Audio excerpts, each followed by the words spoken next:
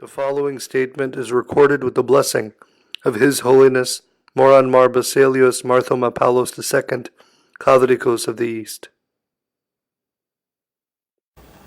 All over the world, Christians were shocked with scenes from churches in Kerala. Especially earlier this week, we saw footage from Paravam Church, shocking scenes. An elderly bishop standing in rain, prevented by so-called brother bishops using women and children as human shield to entering that church. And the police of Kerala state was put in a very difficult position. In that state where religious harmony is a rule of thumb, the police never arrests or confronts religious leaders. But here they were shocked to see about 30 bishops of the Syriac Orthodox Church in India using human shield from preventing a legal bishop of the Indian Orthodox Church from entering that church. Police was in such a shock. They were in a standstill position. They finally had to go back to the Kerala High Court and seek their advice on what they should do. Finally, the court looked into the scene and said, arrest and remove everybody. The court used the word squatters in that church. So the police were forced to arrest, including the bishops and the people, and move them. And now that legal action of the police set the Syriac Orthodox Church leaders in Kerala on a violent trailblazer mode. They immediately went to the local bishops' house of the Malankara Orthodox Church under the leadership of one of their prominent ecumenical leaders, bishop, and attacked that bishop's house. And the acolyte of the local church was beaten up by the goons of the Syriac Orthodox Church and had to be admitted to the local hospital and kept in the intensive care unit for a couple of days. And in the next town, in Kottayam, again the gundas or the underworld kingpins belonging to the Syriac Orthodox Church went and attacked a church official, a lay official of the local church, went to his home and attacked him who was trying to get to bed. And after doing all these things, they are crying and weeping and saying that our rights are being prevented. What happens in India, nobody prevents anybody's rights. The court have been looking into this matter for years. Litigations went all the way to the Apex Court of Union of India. And finally the court said, nobody should be thrown out or anything, but the churches and the properties should be administered according to the constitution of the Indian Church, which shocked, I would use the word criminal-minded people of the Syriac Orthodox Church in India. Those people, the ordinary believers, the average faithful, they don't have a problem. Some of those people who controls the wealth and the properties of the church do not want to let go of this illegal possession, or as the court uses, squatting on the properties of the church. And when the order came, many people tried to remove the gold and the other precious things from the churches. And in one location, there was even an attempt to demolish a tomb and dug out the remains of a saint under the leadership of a bishop in the church. So even after attempting all these things and trying and beating up and criminally possessing the churches, their cry is always, there is no justice for us. They even coined a phrase justice for Jacobites. I think we should try to rephrase that justice from Jacobites, or justice for Orthodox people who are suffering under the cruel activities of the Jacobites. Here we have to realize certain things. India is a democratic country. India is a secular country where every religion is respected and every religion is allowed to function free. But only when you become criminally minded, go against the rules of the country and the law of the land, you will be held responsible. That is all what is happening now. Yes, Malankara Orthodox Church have been holding peace. Even now, we are a peace-seeking group. We don't want to attack anybody.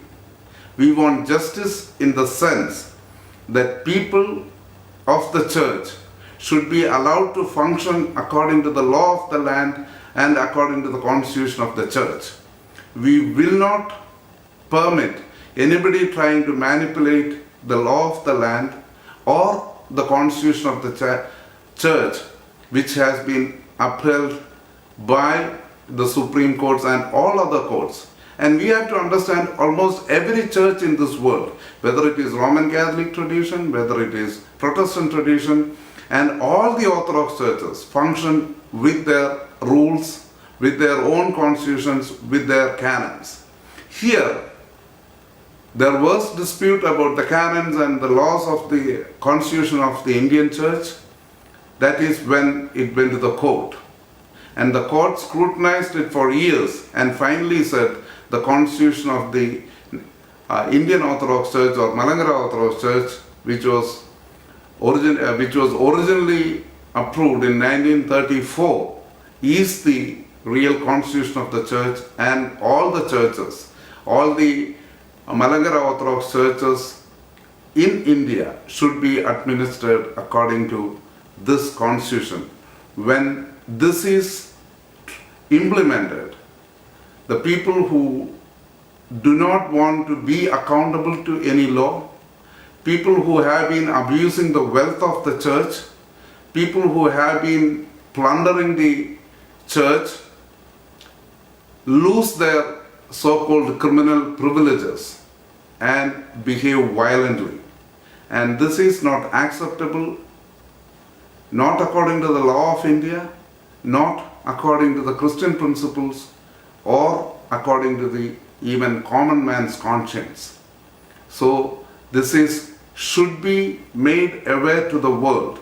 I am also attaching some images from these recent developments that is happening here. People should know what is happening here, and people should be aware that we are not illegal squatters. We are not trying to plunder the churches. We are not trying to prevent the faithful from entering or worshipping in their own churches. As it has been pointed out by His Holiness the Patriarch of Antioch of the Syriac Orthodox Church, yes, we all worship in the centuries-old tradition, and nobody is preventing anybody from worshipping in their own tradition. But we prevent the illegal bishop, uncanonical bishop consecrated under his permission from entering and worshipping in these churches. That is not because we are against those people, but they do not hold an office in the Malankara Orthodox Church because they are trying to illegally usurp the properties and the powers within the church. So we have to understand that compared to many other countries where Orthodox people live, India is a free country where religion is allowed to practice freely, we are allowed to propagate it freely, but we have a strong judiciary, we have a strong government, and it is a secular government, not run by any particular religious fundamentalist groups. There may be difference of opinions in a democratic country, in a civil society. We try to settle our disputes through civil law, civil courts, and according to the law of the land. We don't try to be a mobocratic country. We don't try to let the mob let loose on legally responsible persons. We don't try to confront the police with sticks and stones. We don't try to violate the laws of the land.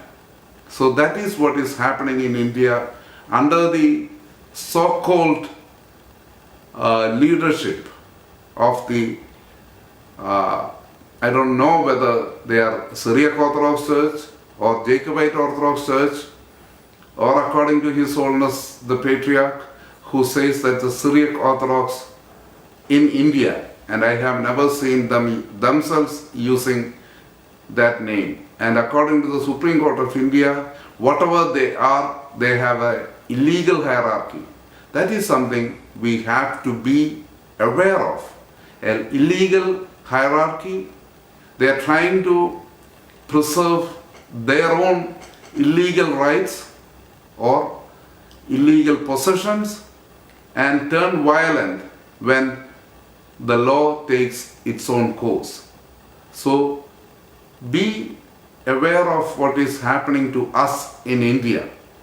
See, Orthodox faithful are really patient. We try to be patient with our brothers. We hope and pray continuously that there is only one church and our separated brethren who are being led astray by the people of the so-called Jacobite church will come back to the mother church, which is the Malankara Orthodox Syrian Church. And we will welcome them with whole heart, with open arms, and nobody will try to throw them out. And there will be, not only they will have burial rights, they will have burial rights with all honors, because the churches belong to the people. All we ask is be responsible about the administrations of the church. Be responsible about the properties of the church. Be accountable for what God has entrusted to you as the church properties. So let us hope and pray that the Jacobite faction or the so-called Syrian Orthodox people of the Malankara will come back and be the responsible faithful of the Malankara Orthodox Church, abiding according to the ancient canons and the constitution of the Malankara Church. God bless us all. Thank you.